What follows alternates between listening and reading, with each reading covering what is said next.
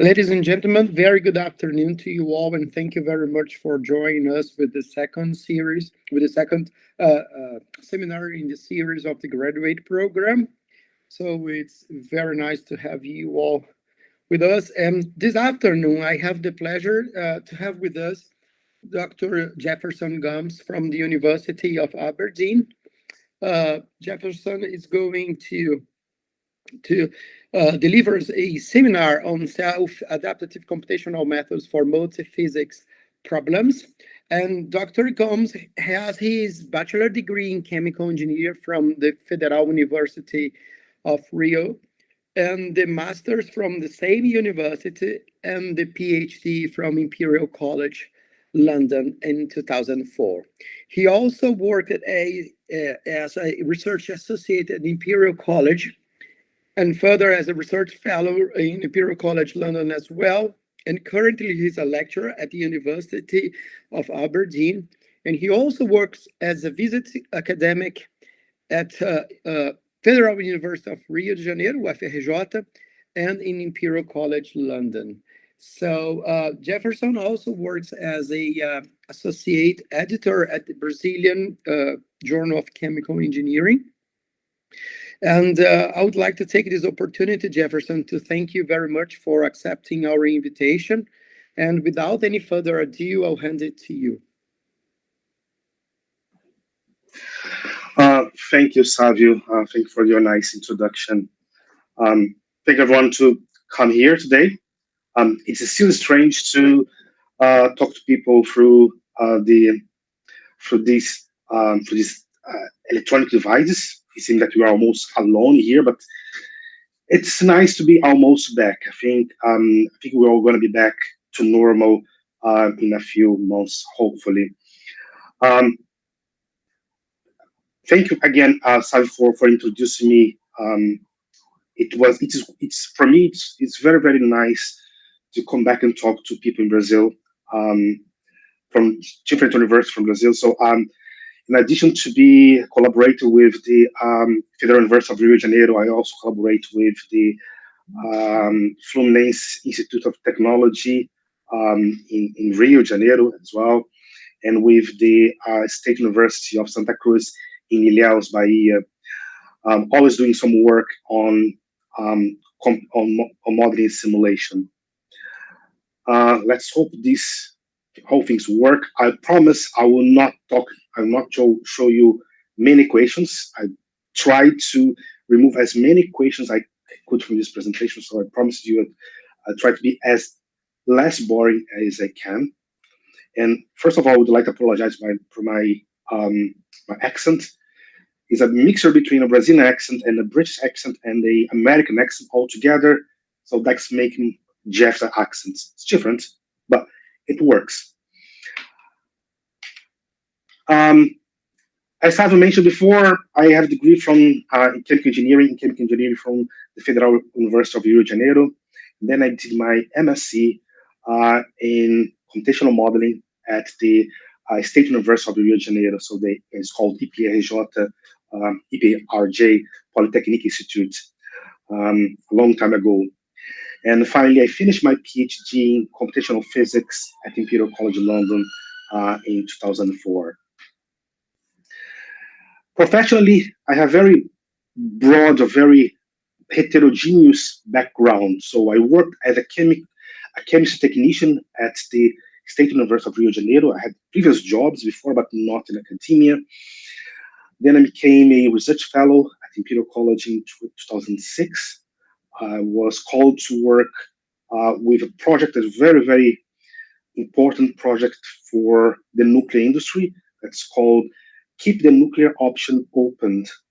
Until 2006, there was no nuclear engineering courses in UK, but that was the beginning of the beginning of what was the beginning of the second wave of new nuclear engineers being graduated in UK.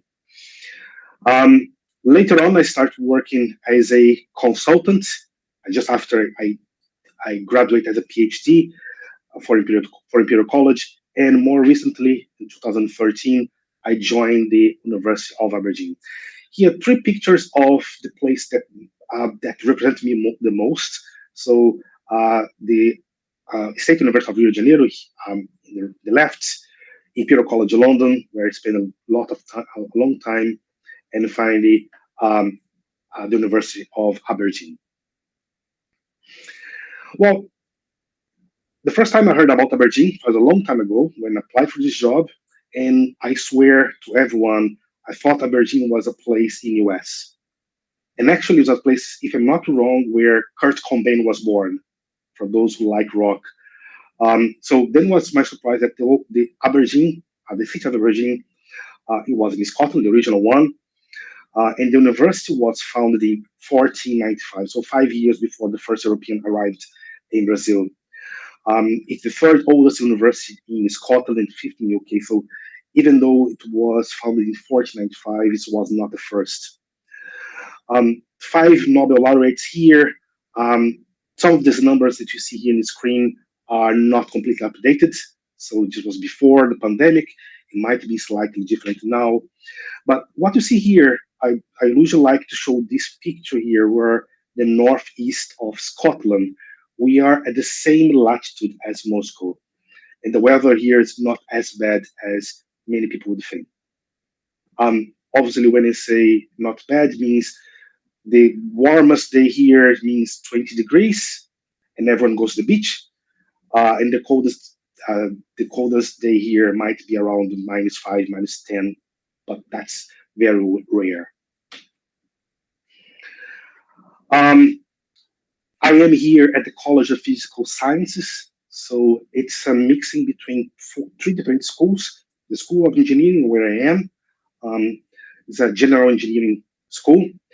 There is also the School of Engineering Science and the School of Natural and Computational Sciences. The School of Engineering, where I'm located, has four research groups in which I am at mechanical fluids. So most of my work, all my work is focused on fluid mechanics. But the school is strongly focused on oil and gas, and that's not surprising. Aberdeen is the hub for the whole oil and gas in the North Sea. Aberdeen has the busiest heliporter in the whole Europe, and by the way, it's just next door of my house. So it's helicopter leaving every single minute. So it's very focused on oil and gas industry, yes, but also focused on renewable energy. So the whole Scotland is now moving from very oil-based to very renewable-based in terms of energy generation. But Aberdeen is not just a university. There's plenty of things to see here. Nice beaches, good jobs, and excellent whiskeys if you like whiskeys. If you don't like whiskeys, there are nice beers. If you don't like whisky and beers, there's nice waters. Water here is amazing. So option for everyone. The only thing I cannot tell you is that the food here is wonderful, because it's not. But it's something I can work on.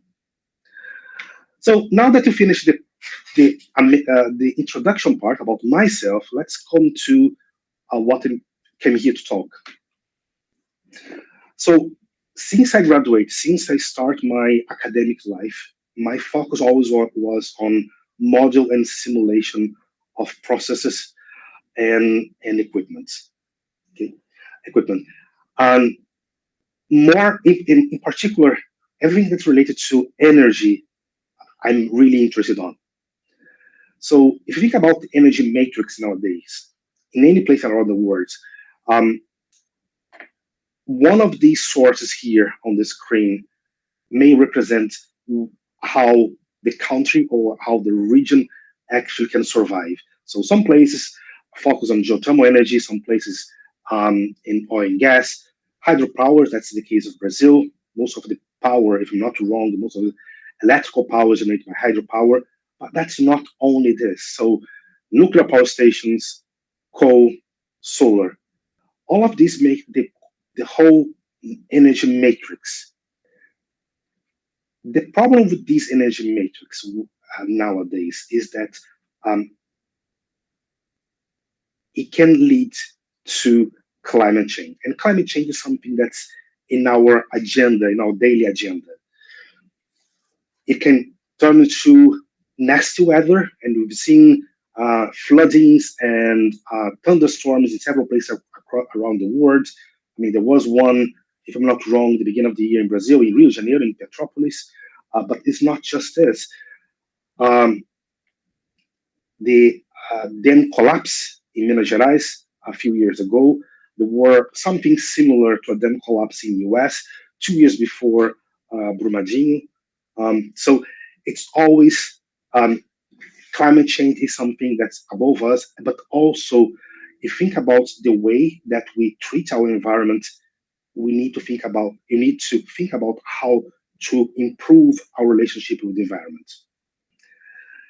It is funny because in 2010, 2008, I was invited to give a talk in China to near Hong Kong, in a city called Guangzhou, near Hong Kong. And I always heard about climate change. I always thought about pollution, heavy pollution. By living in Rio, Friburgo, and London, these places had a normal level of pollution, if normal can be applied here. São Paulo is a little bit different. It's much more polluted, but I've never seen anything like Hong Kong in my life. I was in the bay, in which you could see the other side of the bay, but in that day, it was 11 o'clock a.m., and I could not see the other side because there was a very strong fog. And people there are telling me that this happened every single day. So this picture here is a picture of a fog region in Beijing. So the way that we treat our environment is important, and we need to think about this in a different way. Modeling simulation can help. So that's why these slides about risk safety environment assessment, not just to avoid accidents, but also to mitigate and remediate what happened to the environment. But then I'm not sure if these keywords is now a buzzword in Brazil, this term, energy transition. Now, every 10 words here in UK, there will be 2 words that's common, energy transition, energy transition. So how can you change the energy matrix from what is today to something much more sustainable? But not just change the energy source, but the whole supply chain. As chemical engineers, you may know that oil is not just to burn and produce power, but also to produce t-shirts, produce plastics, and etc. So how can you change the whole matrix to be more sustainable? So that's what energy transition is about. So it's from fossil fuel to renewables in every single sense. I can't see this as a problem. I know that several chemical engineers, several engineers say, no, this is a problem. We're going to lose jobs. No, it's an opportunity to generate new technologies. It's an opportunity to deploy new technology, deploy new processes, and design new processes. Retrofitting existing systems is a reality. You can do it. That can be done.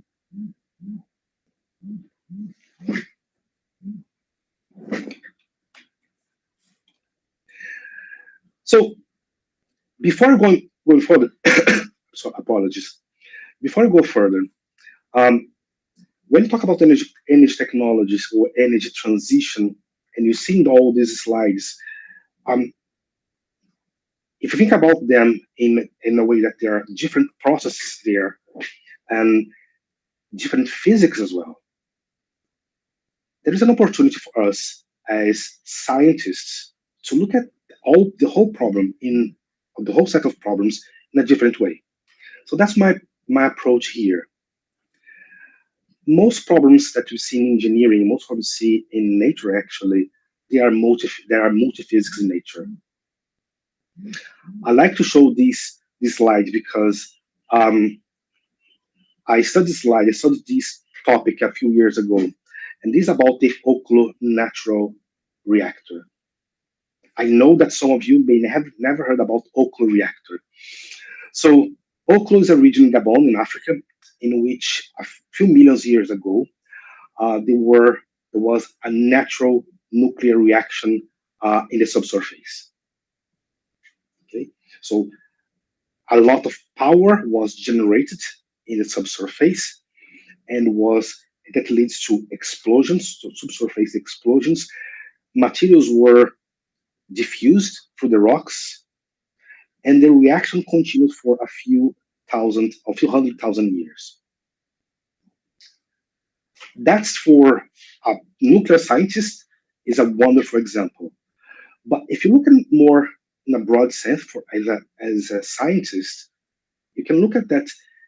For this short example, this simple example, there is solid mechanics, fluid mechanics, chemical reactions, thermal transport, and radiation transport.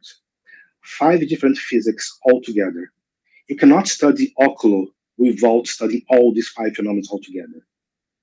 Of course, you can study each of them in more details, but in order to get a whole picture about Oklo, you need to go through all of them together. This is a simulation that I done some 10 years ago at Imperial. That was for the Nuclear Decommissioning Agents here, NDA, where they want to know what's the impact of 1 grain of uranium enriched if there was a nuclear reaction in that uranium. And this granular of uranium was surrounded with rocks, cement rocks. So this was a 2 years project with NDA. And what you see here are temperature profile and volume fraction profile here. From the modeling that we saw there, the temperature reached just around 4,000 degrees Celsius. That was enough to not only vaporize all the water on the system, but also most of the part of the cement and the rocks around the system. So this was a attempt to model part of the Oklo. In this case, what we used here was fluid mechanics, solid mechanics, thermal transport, and radiation transport. We didn't look at chemical reactions at this stage. Just for give you an idea here, this grain here, this small grain was of 1 millimeter. And this simulation that you see here, just a final picture of this simulation, it took just around 2 months to run, just for this small domain, because it was extremely time-consuming, CPU-consuming, time and CPU-consuming.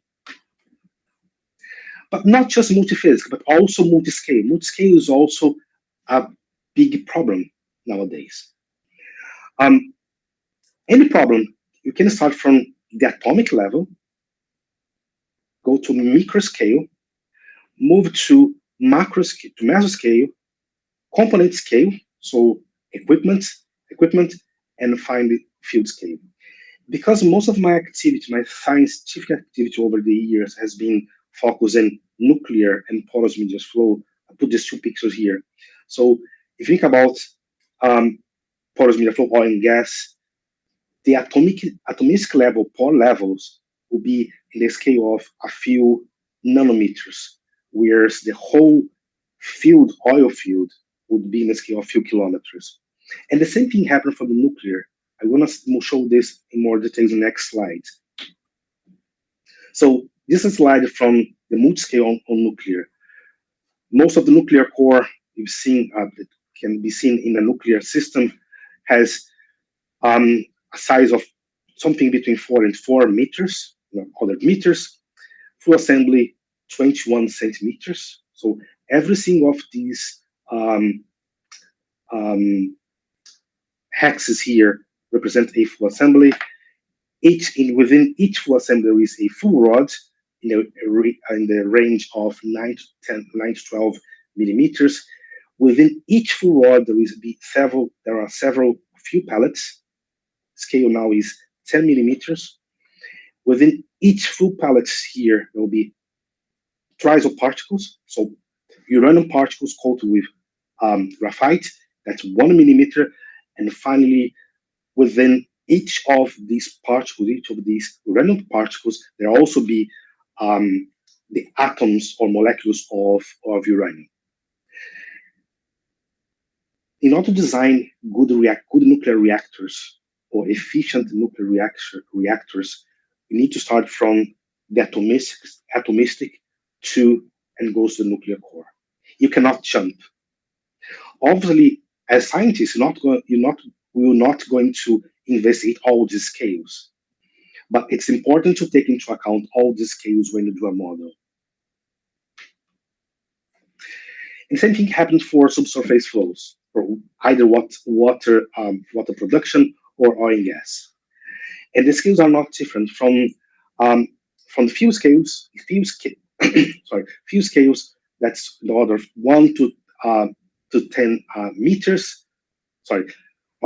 Order to 1 kilometer to 10 kilometers, to order of 10 to minus 8 when we're dealing with pore scale. What's the secret now? So how can someone model this? There's different ways, and I can't say here that in 1 hour, 45 minutes, I'll talk about all the ways to model those systems. So there is what we called specialist system codes, and a good example are RELAP, and some of you as chemical engineers will know about HYSYS, Aspen. These are usually 1D models. They are fast, well validated. The problem with all of them, they don't give you much about the dynamic inside the domain. So getting the velocity profile, temperature profile, pressure profile within the domain is not something that these models can do easily. Another approach is using CFD or CMFD, so computational fluid dynamics or computational multi-fluid dynamics. And these are, for example, CFX, Fluent, OpenFOAM, etc. This allows us to model the system in a very accurate way, very detailed way, but they are very CPU and run intensive. Can those systems be simplified? Yes, they can, but still they are extremely expensive.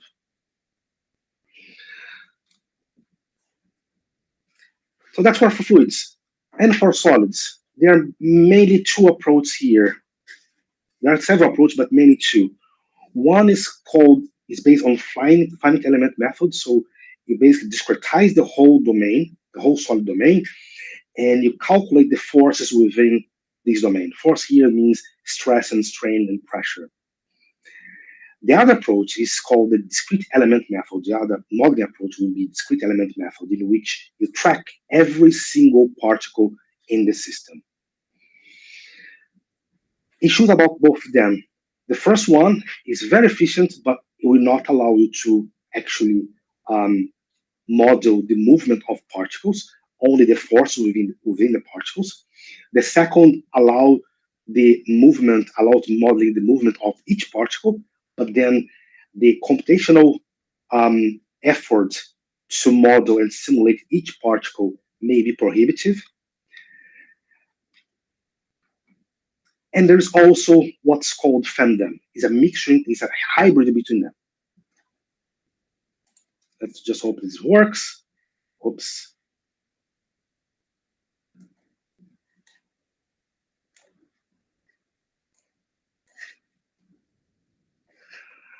Hopefully you can see here.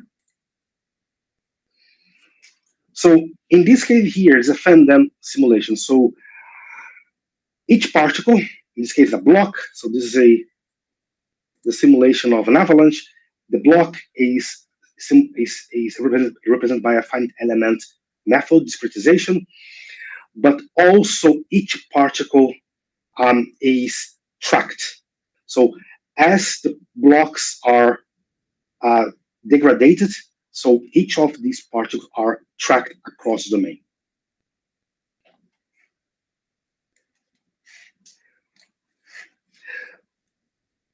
But this is just show FEMDEM as just a particle model. But you can link FEMDEM to this approach with fluids. Let's hope this works. So this was an experiment from colleagues of mine at Imperial College, and they work on coastal defense. So in this case, coastal defense means huge core locks. So these are a few tons concrete core locks. And what you see here are their movement when the wave breaks into them. So this was a study asked by one company that produced these core locks to know what's the impact of the waves on these core locks and how long they would last.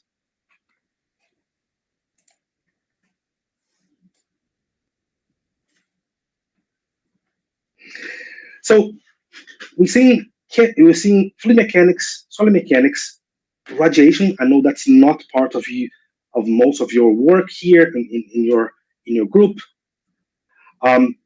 Radiation transport is also one part of what's called multiphysics. So, and there's two ways to model this. One is using probabilistic methods, so Monte-Carlo based methods. They are being around for nearly 150 years. They are very accurate. The problem is they're extremely slow.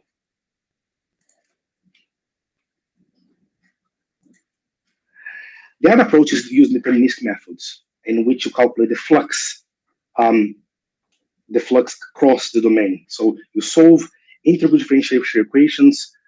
They're not simple, but can be done. They are less accurate than probabilistic methods, but they're much faster and then could provide a detailed flux reaction rate of the whole domain. And that's make it easier to link with fluids models or solid models. The last physics that I want to show here is the chemical reaction. I never actually worked with chemical reaction per se. But one example here is that I will talk more later on, is on severe accidents in nuclear reactors. And that's basically what you see here, a chemical nuclear reactor in which there is a nuclear reactor here. This is the reactor building.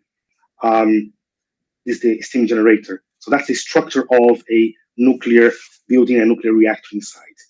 But when you talk about chemical reaction in the sense of these multiphysics problems, there are different chemical reactions you may be interested on.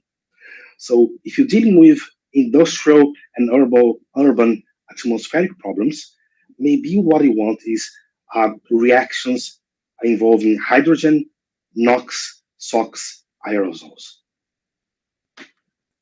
Obviously, if you're dealing with industrial installations, maybe other gases might be involved there. Phase change, it might be common to most of the process. I'm talking here about eutectics, but it can be relevant to all different processes. Hydrate formation, that's for oil and gas production, and geochemical reactions. What's important is there are very good, especially software and data sets for every single application. So we don't need to actually, generate those data, generate these softwares as we need. There are lots of very good data sets for different applications, and they need to be used. So when you're dealing about multiphysics and multiscale problems or model simulations, we've been talking about design optimization of equipment, buildings, and facilities. That's one. As scientists, we also think about turbulence and structural integrity of facilities, and that might be subsea facilities, power stations, nuclear reactors, chemical reactors, or facilities in industry. Weather forecast, that's something we always look at every evening. But weather forecast is also fed by ocean circulation atmospheric flows models. So is everything together. But whenever I think about multiscale, at least me, whenever I think about multiscale, and maybe it's because I like to think about accidents, is my area of expertise. I always think about accidents, and terrible when things goes terribly bad. So risk and environmental safety. So that's one thing that we can contribute in the terms of multiscale and multiphysics models. Air pollution in urban street canyons, that becomes a very trendy topic in UK since the pandemic. We basically realized that most of our cities are pretty much polluted. So how can you mitigate this? In predictive tools. So how can you predict what's going to happen in the future? So there are methods for this. There are methods for how to predict what happened in a process. There are methods for to predict how the best allocate sensors in a system. Technologies are here to help us in different areas. Maybe not in your area of your area of work, but there will be these methods or these technologies are there.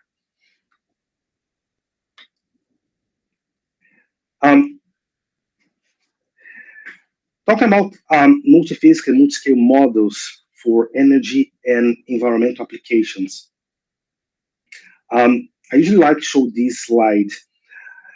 This was a few colleagues of mine at Imperial once they were invited to work with these guys, and I was very upset because I wasn't aware about this until the work was done. So this building here, what you see here, is a building for that test engines for motor races, in particular for Formula One. And I'm completely crazy about Formula One. I'm the kind of guy who stand in front of a TV for 2 hours just watch Formula One every other Sunday. So these guys were testing these engines there for one of the Formula One teams, and this is the more or less the design of the building. So these are air intakers for the air conditioners, and these are chimney for the combustion gases that are tested inside this building here. What people notice is that after this facility was ready, and whenever they test an engine, people got sick. People started getting sick inside the building, and I have to evacuate the building every now and then. And they could not understand because they thought that the chimney, using all the correlation they could find for designing good chimneys, was more than enough. When they started doing simulation about what happened there for different wind profiles, they realized that depends on the day, the whole exhaustion gases were going back to the building. So that was making people sick. But they only could realize this after several simulations because all the designers said, no, this chimney was fine and there was no risk for the people inside. But when you take a step back and start looking at, okay, let's have a look on the problem and let's try to investigate the problem in depth. So that's what we've done there. So this was basically how we look at the problem. There's a physical problem. What are the equations that we need to solve for? What are the boundary conditions that are necessary to solve these problems? What are the methods that we need to solve, method that you can use to solve these problems? Let's discretize the problem, geometry and equations all together. So that's when you get everything together. You parameterize and use closure models, whatever these models are, and try to solve the equations with whatever software you want to solve, whatever approach you want to use, and finally you have a solution. The solution can be right or wrong. Depends on how much you can assess the solution, also validate and verify the solution, but also depends on how you analyze the solution based on the physics behind. Just pressing a button and having a solution doesn't mean that solution is right. You need to go back to the solution, think about the physics and see, does this solution make any sense? So that's something I always talk to my students. Never just believe in after press a button. So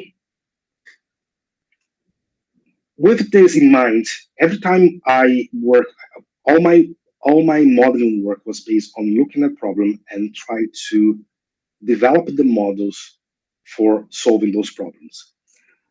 So just show you some examples here. So this is what's called water collapse column. So that's a typical CFD problem, okay, classic CFD problem, in which what you see here is the isosurface of water. So there is initially a water column here, and that we just leave them into rest. What I would like you to see, I don't know if you can see it in your screen, is how the mesh will distort, how the mesh will refine where it needs, and how the mesh will coarse when there is nothing there.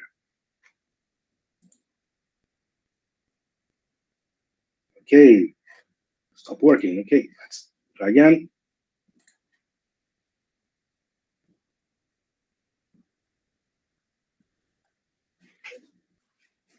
Okay, so in this case here, what we developed a long time ago was something called the technology called mesh adaptivity, in which the mesh will adapt according to the specific physics that we're interested in.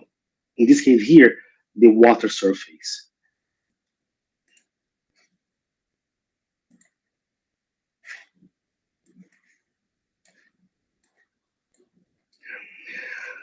So a few years ago, I was working on this model for air pollution in the cities of London. So this is a block nearby Baker Street.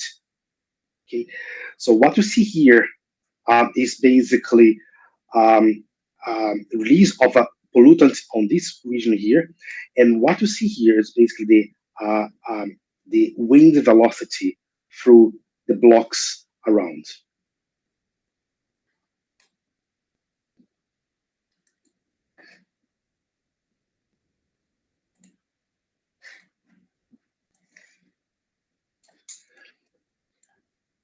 This is a similar simulation from the same region, so near Baker Street. But in each here we had two buses at different directions. So that's when we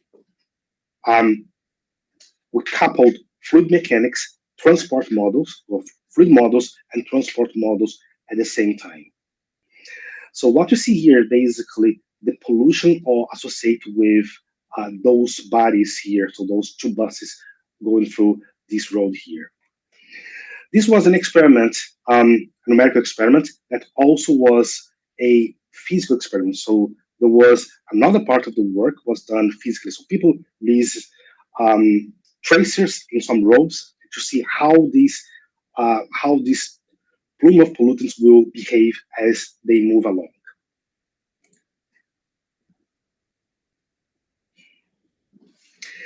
So most of my work is based on looking at, most of my recent work is based on looking at flows in porous media. So what I'm going to show here now is some of the approach I took over the past few years on this. So this, for example, is a very simple, but in this, it's a porous media flow.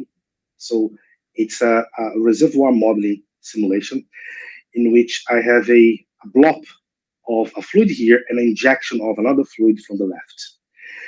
And what you see here is the saturation field. So it's basically this is the fluid itself, but also the mesh that in which we solve the problem. And below are just the fluid itself. Let's see if this works now. Again, we'd like to highlight the point here about the mesh adaptivity. So how the mesh will focus the resolution where it's needed and coarse the resolution elsewhere. So we save computational power as you use adaptivity.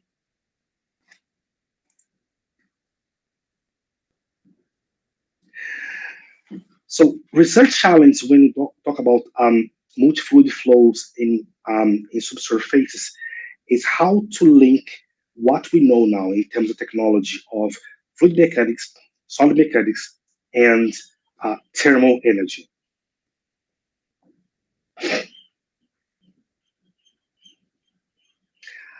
Another area of interest, another area that we've been working also is on flows in constrained regions, not only on oil and gas application, but also for other applications.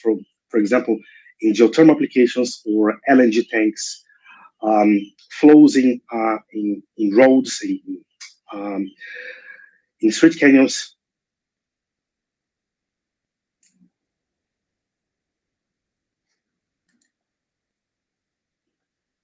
And this is a simulation that was done that links fluid mechanics and solid mechanics.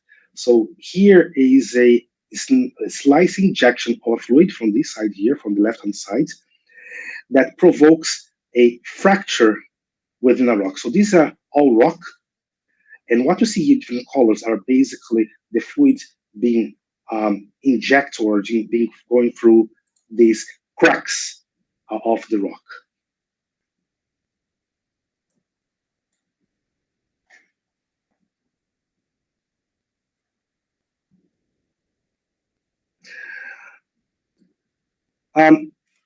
So most of my simulation, most of all the technology I've been working on are based in Fluidity. Fluidity is an open source fan-based CFD that I started developing during my PhD back in 1999 and is still in development. So nowadays there are potentially just around 100 people working on Fluidity around the world, Europe, North America, South America, Asia, Africa, Oceania. So it's a collaborative work, collaborative software.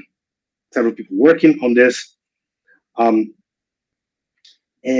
one part that is quite interesting or quite strong in this model is the mesh adaptivity that I showed before.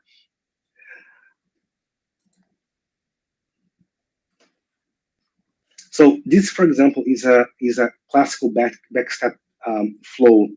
So we inject the fluid here, and there is a turbulence around this region. But I want to look. Sorry.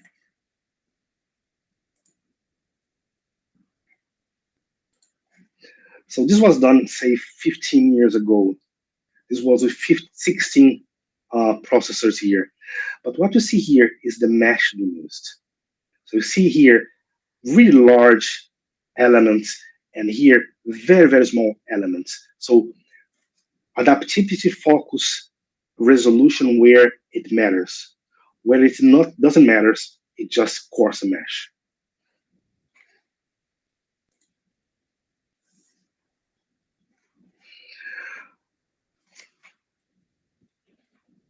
So I know that my time is almost over, so I'm going to try to be as fast as I can on this part here.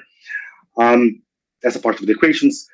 So fluidity that we've seen here for porous media flow is based on the new technologies called CVFM, so control volume finite element methods. So in which we join the mass conservation that's typical for finite volume with accuracy that's also always associated with finite element methods. This makes simulations, these models much more accurate. In the way that we try to make this happen, it makes much more sense, because what happened here is what we have here is two triangles, and they are finite, they work in the finite element space, and you can see here several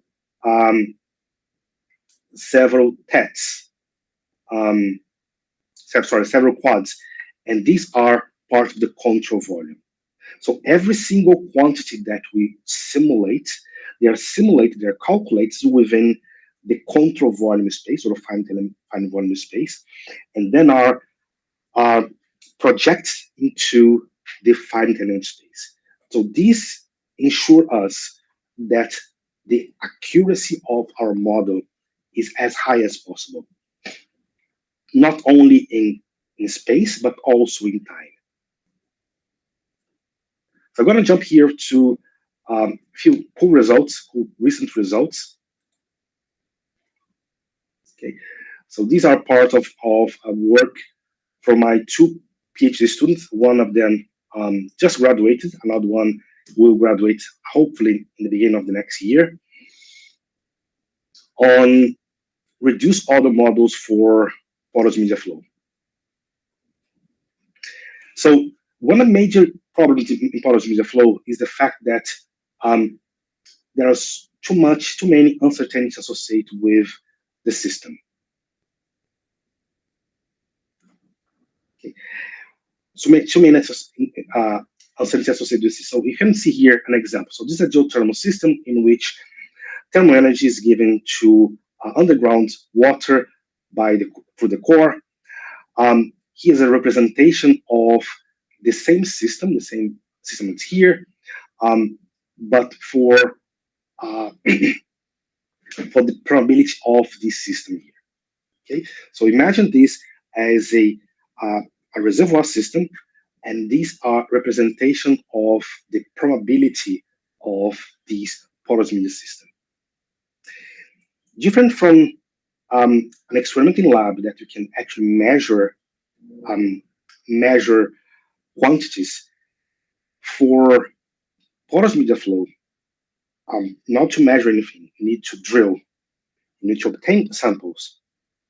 Every time you drill, it costs us around 50 to 70 to 120. I think the number is between $50 and $160,000 for drilling. So it's not cheap. And you get some samples. And from these samples, you need to try to assume what the probability distribution across the system. So knowing about this is crucial. The problem is we don't know for sure. We have several realizations of what this system is. So it doesn't matter how good is your numerical simulator if the initial information is not good as. And that's a big problem. And we can infer a large data set based on few samples. But even if we do this, whenever we can, if we do this, this doesn't mean that you can simulate all this. Sometimes a relatively small field has a number of data points in the order of 100,000, a million, or more than a million data points. That makes computational simulations extremely expensive.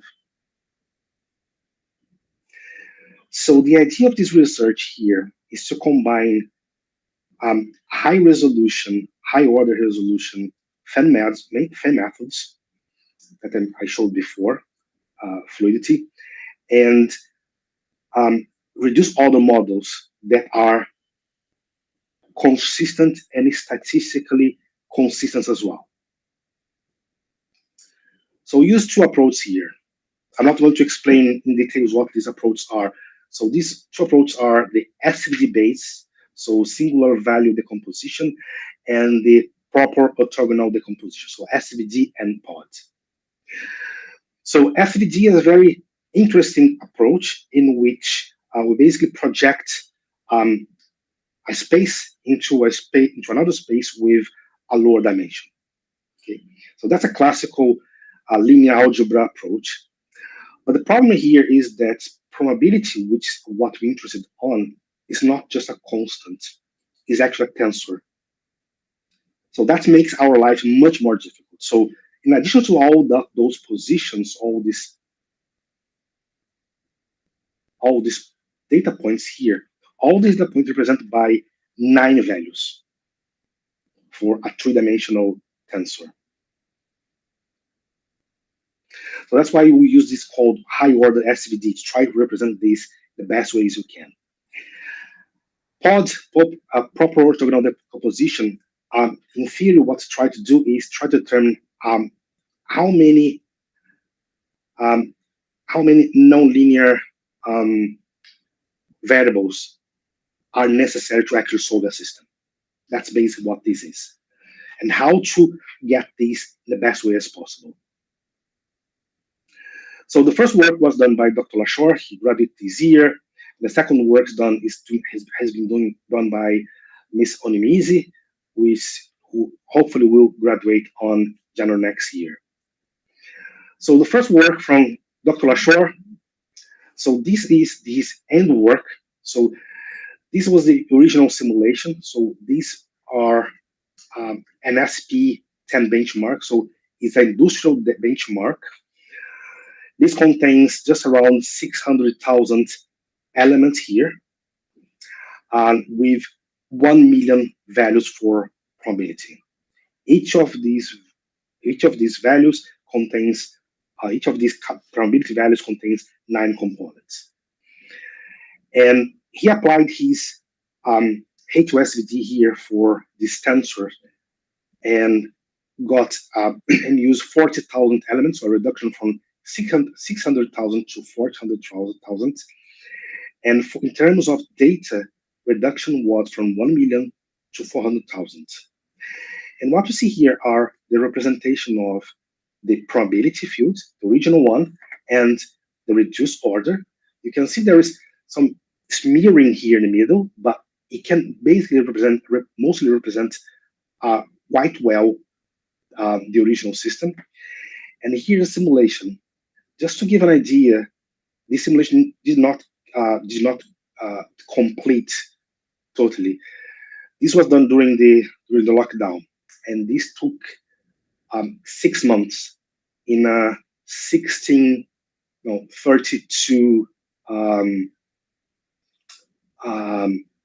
process computer. This one take less than a month to run. So that's a reduced order one. And you can see here, they're both very similar, with a much lower computational load. Miss Minizi started work with NPOD. So she just got one slice of the same benchmark. So that's just one slice of this one here.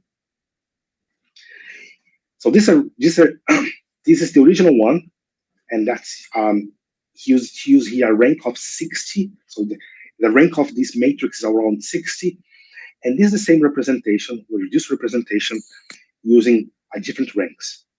So obviously, if you use a lower rank, similarity is not very good. But as soon as you increase the rank, they become more and more similar. But this doesn't tell the whole story.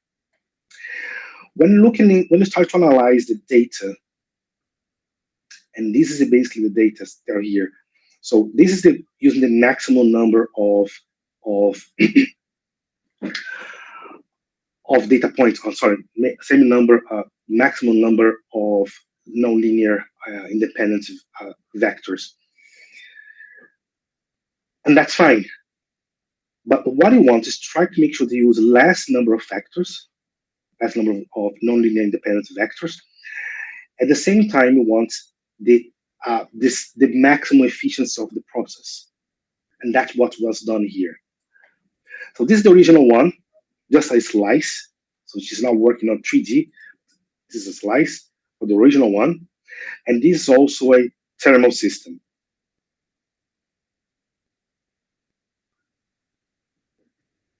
So this is probability, this is saturation, and this is temperature of the system.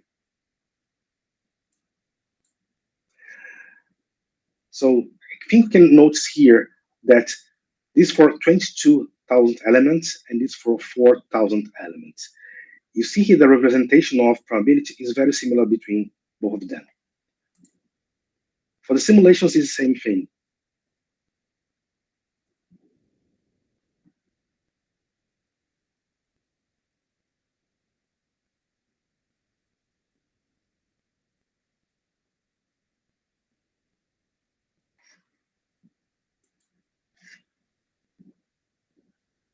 So this is basically what was done here on terms of NPOD.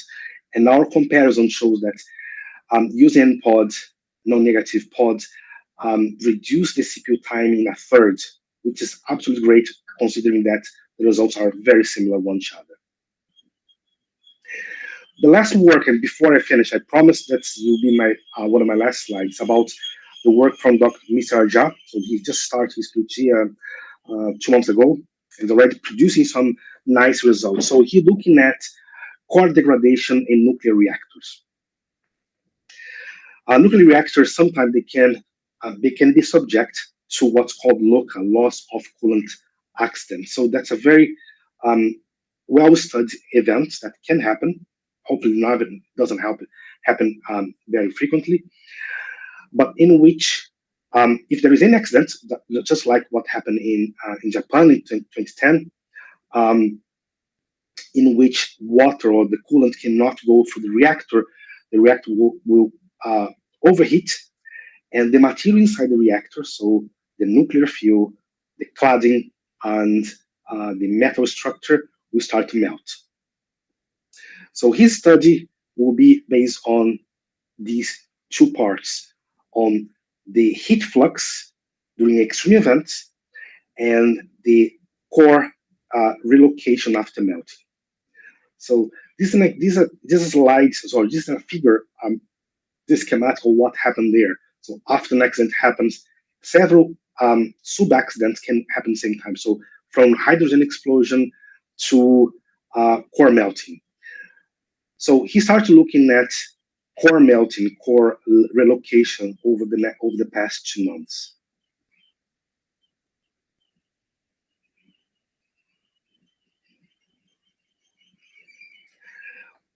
So this was also using fluidity, but in this case here, what we're looking at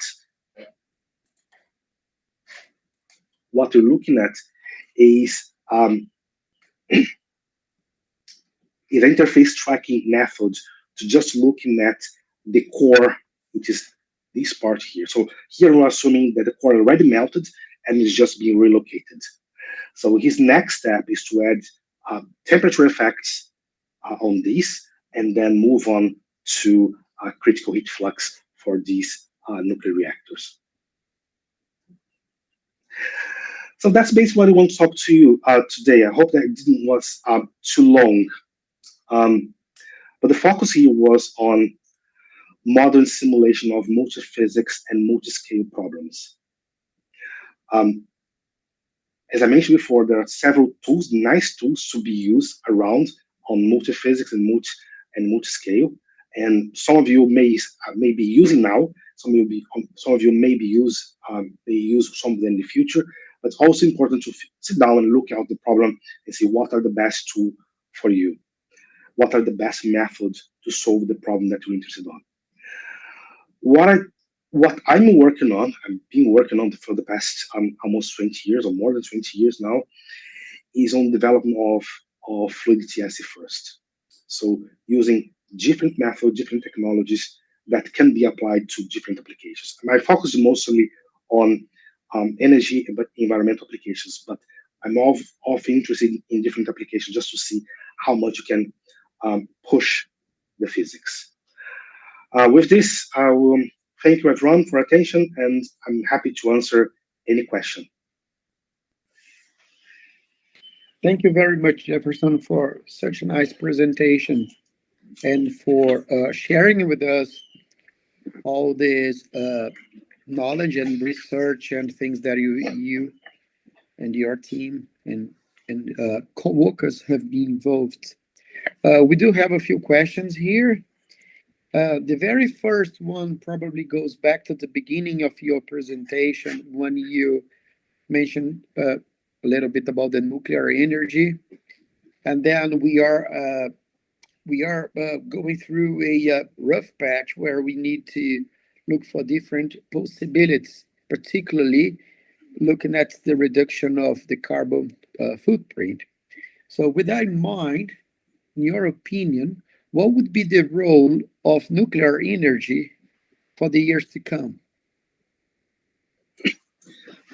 Sorry, that's a really good question, and I'm biased to talk about nuclear because it's an area that I love it. I've been working in nuclear for most of my life. But I would say that there's There's no silver bullet. Okay. If you talk about just energy, there's no silver bullet. If you talk about climate change, there's no silver bullet. There's no single solution. Nuclear is one of them. Is the most expensive? Yes. Is efficient? Yes. Is reliable? Yes. Is dangerous? No. Can be dangerous? Yes. So being a chemical engineer is being a chemical engineer and working with oil and gas for me was very interesting to see different cultures. In nuclear, the first concern is safety. The second concern is safety. The third concern is still safety. Potentially, the 10th concern will be efficiency. Whereas oil and gas and chemical engineering and chemical design in general, the first concern is efficiency, then safety, and then the rest. So there's a different culture. I'm not saying that nuclear is perfect. It's not perfect. In some sense, can be dangerous. Yes. If something happened, it will be bad for everyone. It's not just for the local area. So if some accidents happen, say in a oil and gas company, so in a refinery, potentially people around that area will suffer the most. Of course, everyone will suffer, but people in that area will suffer the most. In the nuclear side, it's not this. Everyone will suffer. There are reports that there were nuclear materials back in Iceland after the accident in Chernobyl. There were reports of nuclear material in Iceland as well after the accident in Fukushima. So you're not isolated. But if you ask me if I think that nuclear is an option, I would say yes, but cannot be seen as the only option. There are several good options in terms of power generation and heat generation, in which we can use as well. But I would say one other thing. As a scientist, nuclear offers an opportunity, a unique opportunity to push the boundaries of science. And that I cannot see any other area. I see. One thing that comes to my mind now, changing a little bit the subject and going to the porous medium and all of those reservoirs and stuff like that. So it might well be a stupid question, which I apologize beforehand. But when we look at the physics, all the physics or the multiphysics which is involved in trying to model reservoir, in your opinion, what is the biggest challenge you have there? Is it related to the isotropy meta, or is it?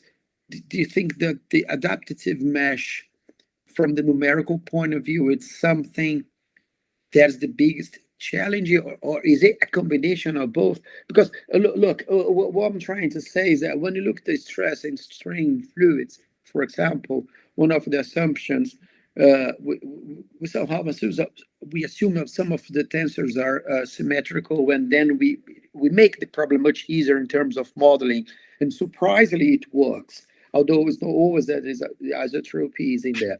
But when it comes down to solid, it's a completely different conversation, isn't it? So my question is, in terms of the difficulties and challenges, is it related to the isotropy or to the numerical side in terms of adaptive mesh, or am I completely wrong and it emerges for something else? So thanks for the question. It's also a very good question. And first of all, there's no stupid question. There are only stupid answers. And a master of giving stupid answers. But yeah, it's a very interesting question what you asked.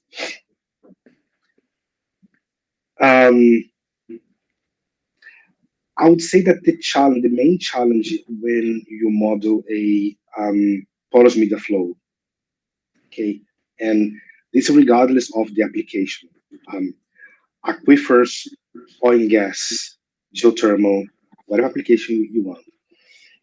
The main challenge is the uncertainty. I'm trying to elaborate on this. When you solve a Navier-Stokes equation, okay, a flow in a channel, you know the geometry, you know the property of the fluid there, the property of the container in which the fluid is. Okay, so the uncertainty there associated with how good the equation is, or how good is the constitutive equations are. So density, viscosity, all the how good the turbulence model is. So these are the weakest link, if you want, on this model.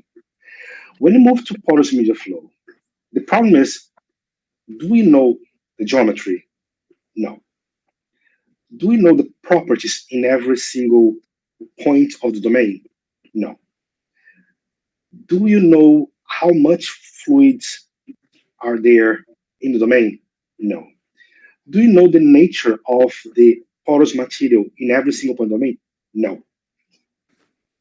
So based on samples, geostatisticians need to generate models to say, okay, these are realizations of the geometry of the domain. These are realizations, potential realizations of the, let's call it quality of the material. So let's say property of these materials. So in a more macro sense, probability and porosity of the material. If you're interested on stress and strain of the porous media, so you need relations for that, so properties for that. So because you don't have all of this, you have just samples of this, and geostatisticians need to extrapolate. It's extremely difficult to get this right. So there is something called this history matching. I don't know if you have heard about history matching. So that's exactly this. So you have someone has a design for a porous media flow, a porous media system with all the properties, and you also have an experiment or a field work. So you obtain, say, either water, oil, gas, whatever is there, with a rate, with a quality, so you can measure this. If you make a simulation and your quantity, your simulated quantity, and the real quantity is the same, you can say that the whole assumptions are correct. But getting this exactly the same is almost impossible. So you know that if it's similar enough, you can say that your assumptions are mostly correct. If not, you have to rely on different configurations. So it's a trial and error, just because you don't have the whole answer. So I think the worst parts of, I think the challenging part of working on porous media flow in general for big systems, of course, is the uncertainty. Obviously, when you move to a lab scale in which you can actually measure everything, so you get a sample, so that's a different story. So because you have all the information, you can have all the informations. Yeah, absolutely. There's a couple of other questions here, and one of the questions is like that. What are the biggest changes you have observed in your field since you started working in the area?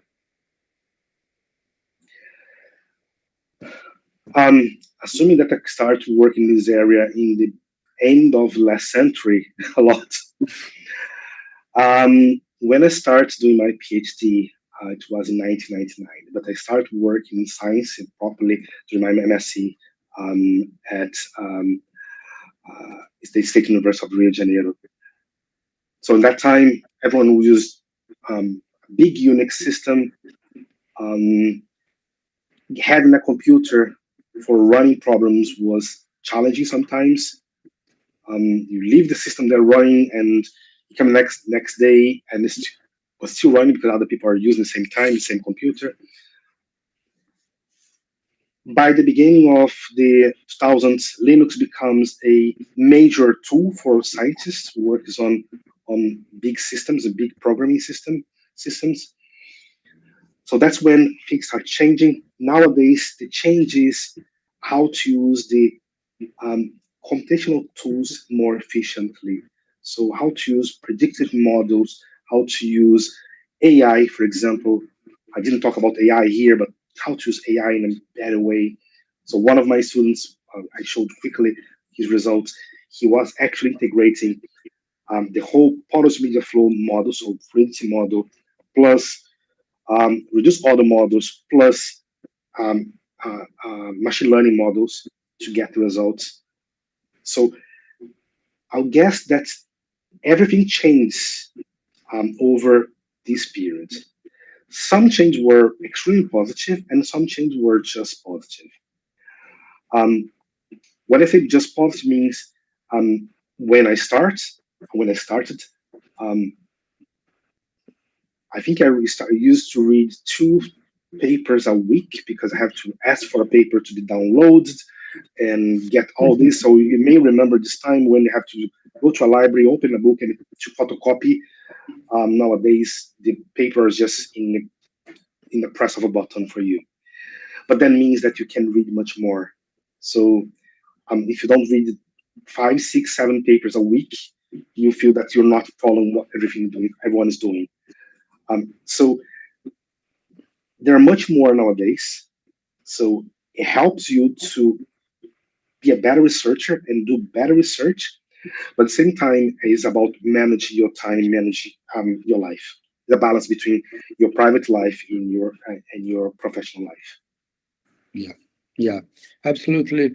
Yeah, just to draw a small comment. Sometimes I got myself in a conflict. Think about it, because you have the whole thing in your mobile all the time. It goes with WhatsApp and emails and stuff like so. You never ever, if you want, of course, you turn off.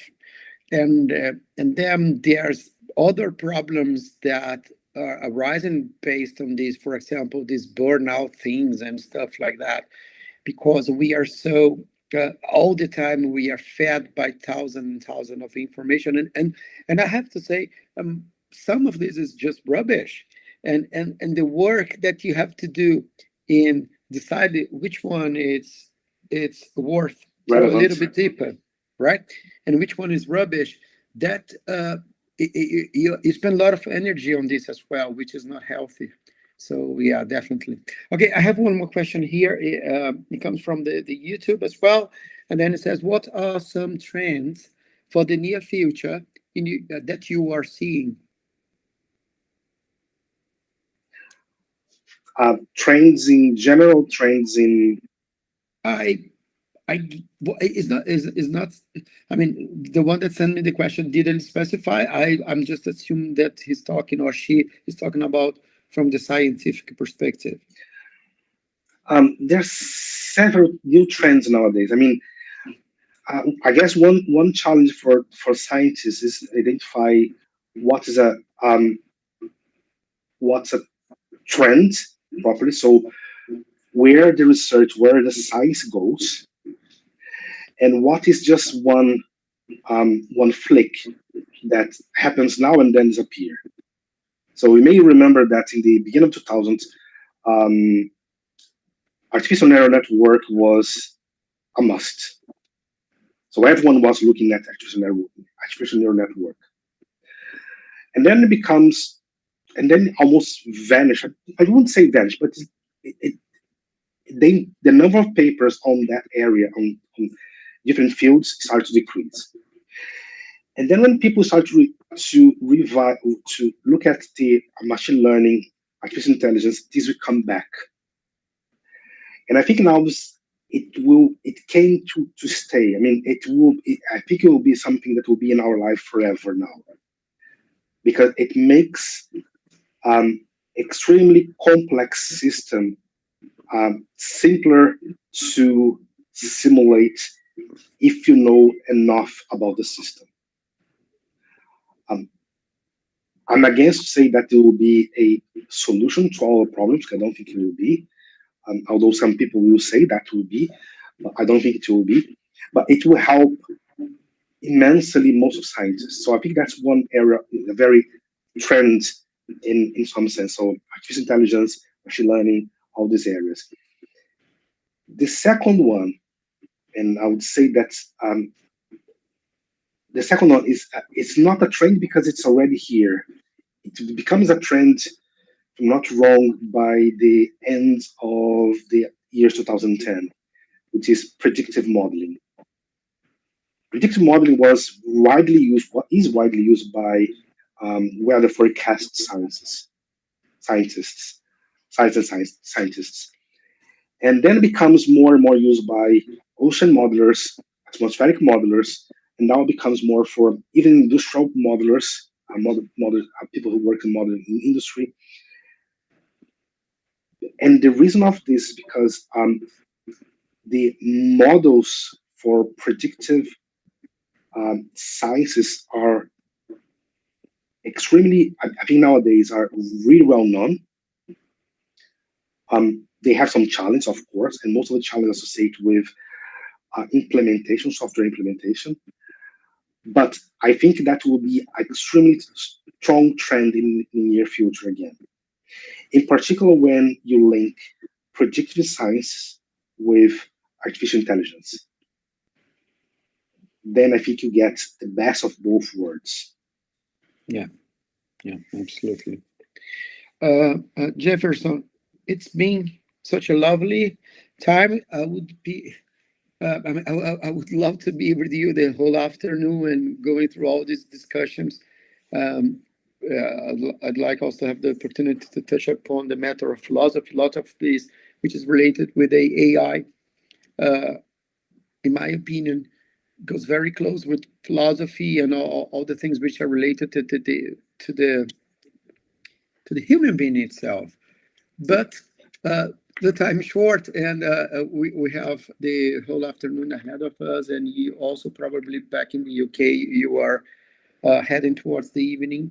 But I would like, again, to thank you very much for accepting our invitation, for being with us this afternoon. It was really pleasant, really nice, and hopefully we will have other opportunities.